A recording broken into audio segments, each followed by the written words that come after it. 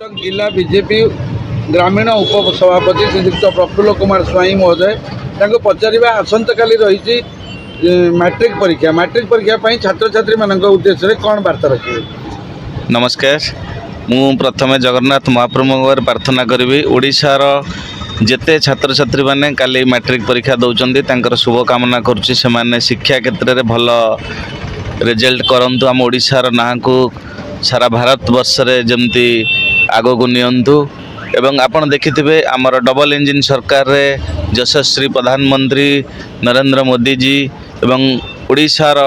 मान्यवर मुख्यमंत्री लोकंक सरकार मुख्यमंत्री मोहन चरण माझींकर जो शिक्षा क्षेत्र में जो पदक्षेप सारा भारत वर्ष सारा ओडिशा को प्रभावित करिछि आगो शिक्षा केवल जाउछि से परिप्रेक्षी में ओडिशार समस्त मोर भाई भौणी माननकु शिक्षा रे केवल भल करेंगे। आसंता काली जो मैट्रिक परीक्षा आरंभ होउछि जगन्नाथ महाप्रभु तांकु शिक्षा क्षेत्र में आगो नापे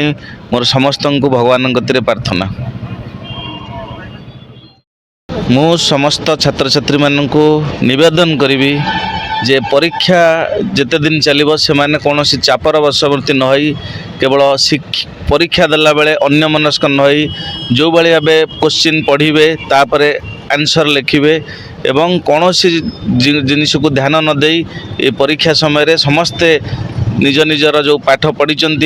ताकू किभली भाव ए परीक्षा रे भल रिजल्ट करिया पई